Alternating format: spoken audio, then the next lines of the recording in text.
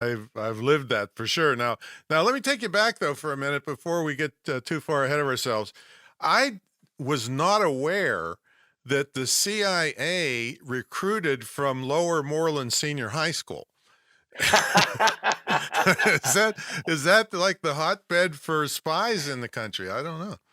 Wow, I'm impressed. You've done your research. Yes. So Valerie Plame, who was a CIA agent who was outed by the Bush administration in 2003, and I did a book event with Valerie, and Hmm. Valerie, I said, you were.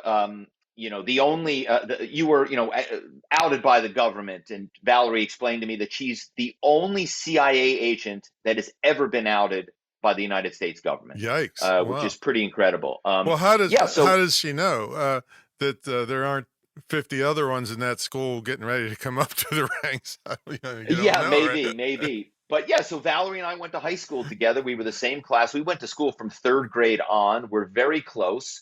And of course, I didn't know she was a CIA spy until 2003, and she didn't know I was a corporate spy until, very recently. And of course, it was hilarious that here we'd known each other all these years and we kept these secrets for obvious reasons from each other. No, you didn't go get married to her, did you?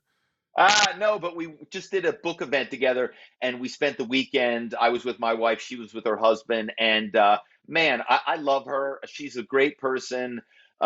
She recently ran for Congress in New Mexico. Unfortunately, she didn't win.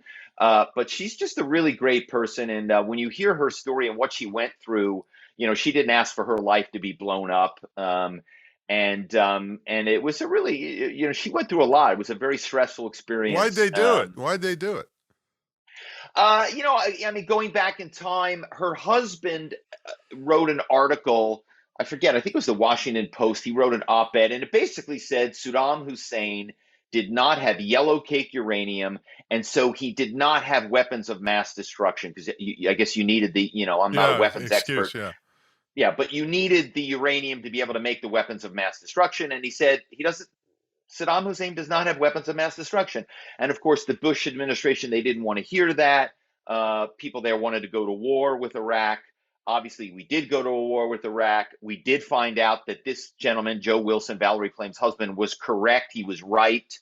Um, and in revenge for Joe Wilson writing this op-ed, they outed Valerie I Plame to kind of see. get back at him. That makes sense. It makes sense. Yeah. So no love lost between spies, I guess, huh? Now, did you ever do things in person? Were you only on the phone and computer?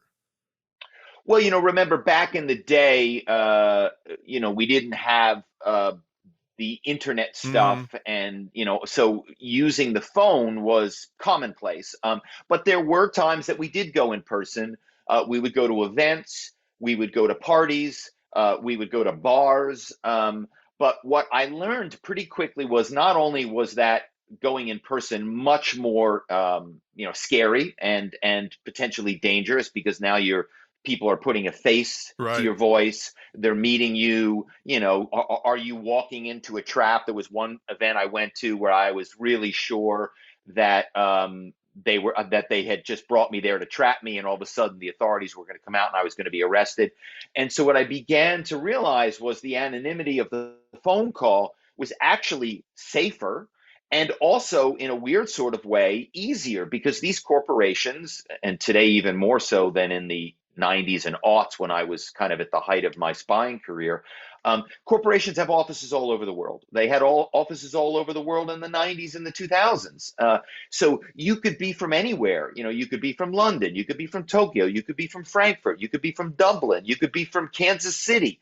And so people in the corporation would go, "Oh, I've got Gerhard in Frankfurt on the line. Hey, buddy, what's going on? How can I help you?" Right? Everybody is taught to be a good corporate teammate, Hmm. and so we would utilize the anonymity of the voice over the phone in a weird sort of way that we were actually able to get far more information utilizing that. Okay, but I understand from my research about you that you still practice your in-person stuff. Like, for instance, pretending to be drunk while playing ping pong at a wine tasting, things like that. Uh, so you're not fooling me. I'm a, I've been around Oh, the block.